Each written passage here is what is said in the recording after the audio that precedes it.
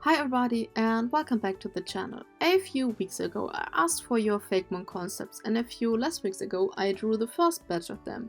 I'm really happy how all of them came out, so if you haven't, please check out the video. Today I want to bring 4 more Fakemon lines to the Jermanzburg region designed by you, the viewers of this channel. The first line was suggested by the longtime friend of the channel, Gibbster. Gibbster suggested a concept which was originally supposed to be a water starter, but as of now is dismissed. So Gibbster passed the concept on to me and told me I can do whatever. So I hope you like the finished design. Basically the concept was a 3-stage snake Fakemon based on Asclepius, Greek god of healing and medicine. This Fakemon is said to be a bad omen, like Absol, due to its sickly appearance. It is also inspired by the rod of Asclepius, not to be confused with the Caduceus, not like I already made that mistake in the past. Anyways, I love the design and the first stage was no real problem, it was kinda easy, the problems came later.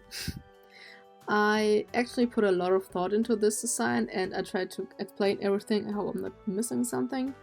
Gibbster mentioned the dice snake, which gave me the idea that this Fakemon could also be inspired by D&D healers, cause, you know, you play Dungeons & Dragons with dice, and I wanted to incorporate a different dice in each form. In this stage it's a regular D6, and also cause of the D&D inspiration I figured I could incorporate a flask of antidote or like just a regular healing potion. The body is also loosely shaped like the Pokemon item antidote, like very roughly. And here it is, Pure Poison. A pure poison type, which is also the name reference, Pure Poison. The typing may not seem fitting for a healing Pokemon, but if you want to treat someone who was poisoned, you have to have knowledge in that field. They move by rolling around as a dice. Every Pokemon Center of the Jermanzburg region has at least one. So what does it evolve into? I started this evolution by trying to draw a D8, which already was a little annoying cause symmetry, but it worked somehow, still don't know how. I decided I want this line to be the counterpart to the Chansey line. So Pure Poison is the counterpart to Happiny, this stage to Chansey, and the final evo to Blissey. While Chansey's line is very round and friend-shaped, this line is more sharp, spiky, thin and almost skeleton-like in the final stage, but we're not there yet.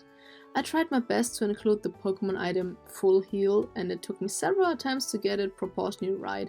Usually every Pokemon Center has a Chansey, they are very friendly and friend-shaped and give all the visitors a good feeling, like it's a place they want to stay at.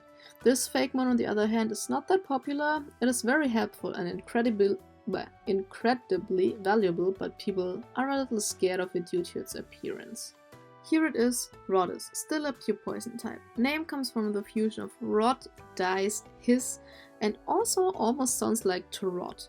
It learns a lot of healing type moves and is an asset to every team. It has a special ability if it is holding a berry that is the medicine against a status condition. This Fakemon is unaffected by said status condition as long as it holds the berry. And finally the third stage. I'm really excited to show you this, mainly because I spent over 3 hours for this and usually I'm way faster, but I was struggling a little bit. I thought, what field of medicine are people scared of? And it's probably anything that involves needles like vaccines or drawing blood, something like that. I think that is the personification of the opposite of the Chansey line. In my first sketch the needle aspect is not that apparent, it has a basic needle tail because at this point I was so focused on including a bunch of things that were not easy to combine. First of all the item Full Restore, cause that's the upgraded antidote and full heal item, then a berry that also has the effect of healing poisoned people or Pokemon. And lastly the D20, a 20-sided dice, and let's just say that stupid dice was already struggling enough. As every time I try to draw this dice I'm like, I'm never going to draw a dice again, and then I draw it again. The problem was that I had already drawn so many snake Fakemon before, some are not even released, and everything I did felt too similar, so I was a little stuck until I saw a video by Thing, another Fakemon creator, where he created a regional Onyx which you know is snake-like and gave you some inspiration. That was the point where I threw away my original sketch and decided to make the whole body out of little dice-like cubes, each of them containing an antidote. I also redesigned the needle tail and the head crest. It now basically has like 3 spray things, I don't know what these are called, where it can shoot out the antidote from it. And I got rid of the D20 idea and just made a cool dice looking shape. It's no specific dice.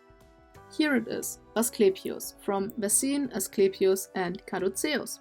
This name was suggested by Gibbster and I kept it like the previous one too. I decided to give it a fairy typing because it's a healing Pokemon and this type is most associated with that, and it's just most fitting with their personality. They know people are scared of them, but they are still willing to help everybody who needs help. Thank you Gibbster for this concept, I hope you like what I came up with. Next concept was suggested by Shadow and Water, who made a ghost and water type whale, so let's go. Shadow and Water suggested a Fakemon based on a dead whale that gets washed up on beaches and explodes once the pressure of the gas inside of them is too high, which is something that happens a lot in real life. And I like morbid inspirations for anything, so I wanted to try my hands on. And to be honest, I'm not sure if I made the design and concept more morbid or wholesome. It's up to you to decide, because I can't. So I thought, why not make a solo stage that can switch between 2 forms like Wishy-Washy or something similar. I started with a very round boy, just round, and that reminded me of soap bubbles, so I added colorful swirly patterns. However, I then realized this also looks a lot like oil spills on animals, which to say the least is less cheerful than I anticipated, but it's also a real life issue, so it's there now, I guess. For the other form, I flipped the Fakemon upside down, and how do I say I opened the chest of the whale without making it sound weird or, again, morbid? I think that's impossible, so yeah, I opened the chest like it exploded a little bit. It turns into this form when it uses the move Explosion or Self-Destruct.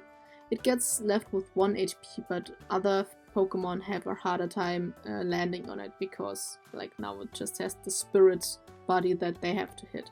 I watched a nature docu about the oceans of the world on Netflix while sketching this concept, which also had the themes of climate change and pollution and stuff like that, so it's also kind of fitting. But anyways, the doku reminded me of the fact that whales, or at least the mother whales, share a deep bond with their babies. So I added a baby-like whale ghost with a heart pattern and heart-shaped fins. So kinda, like not all whales are this loving, some can be really, really dangerous, and if they were humans they would be pricks. But you know, they're animals. Anyways, when you hear the Fakemon return back into its non-exploded form, I haven't decided on a name yet. I can still not decide if this design and concept are wholesome or not. Maybe I'm a little bit of both. I'm pretty happy with the design. And one more thing I wanted to add: when whales die, they usually like sink to the bottom, where they are a main food source for a lot of other animals there. So it's the circle of life, and I kind of wanted to represent that with this design. And here it is, the water and ghost type Belugion. The name is a fusion of beluga whale and explosion. I love making Fakemons with different forms and split evolutions and stuff like that. It's a lot of fun to design. Shadow and Water, I hope you like what I did with your concept. It's probably a little less zombie-like and more cute than you imagined. I hope it's still something you can enjoy. The third concept is by Razor Arts, also a longtime friend of the channel, who suggested to make an alien Fakemon that either has an ecosystem on it or in it. Definitely not the easiest concept, but something I can work with. The ecosystem part was very interesting to me. Originally I wanted to combine it with the jumping spider comment from part 1, but I decided against it and made it a whole new line. A few years ago my aunt gifted me this light bulb, which was turned into a little terrarium with moss in it. Unfortunately I didn't realize that I have to put a little water in it from time to time so the moss doesn't dry out, which it then did after a few years, but it's still really cool, I really like it. I thought that could be a concept for this Fakemon, a light bulb shaped Fakemon that has a little ecosystem in its transparent belly. I figured only one version would be boring, so I made 3 based on different ecosystems that matched the 3 starter types, water, fire and grass, because why not, only one would be boring. The grass one is a little jungle scene with grass and vines, the fire one is a lava or volcano scene, and the water one is just like water or ocean habitat with a lot of waves. Here it is, Bulbecco, from the terms light bulb and ecosystem. It is a normal type and depending on its form has an additional grass, fire or water type. Razor, I hope you like the design and that I managed to make a design that was up to the challenge. And last not but least, a concept by Trashing, who is also a friend of the channel. Trashing suggested a ghost bug vampire mosquito. We have a lot of scary and weird Pokemon in this episode, so this one fits right in. A vampire mosquito Fakemon actually makes a lot of sense because both drink blood and are mostly night active. I actually drew the second stage first because I originally wanted to make it a solo stage until I realized I could make this like the version exclusive counterpart line to one I made last year, I believe. It was Aquakito. So I needed to give this one a pre-evolution. It's little and has large head with 2 antennas. They are filled with a blood-like liquid that glows in the dark. I threw in a little glow bug too. You may think this Pokemon is in a pose like it's trying to hug you, which is not wrong, but it's more in the sense of flying against someone and then drink their blood hug and not like the friendly hug. But no need to worry, they prefer to drink fruit juice over blood, which is a nod to one of my favorite childhood books, Canicula. Here it is, the bug and ghost type Ambite. The name is a fusion of vampire and bite. A little creature full of potential that it can show off in its final form.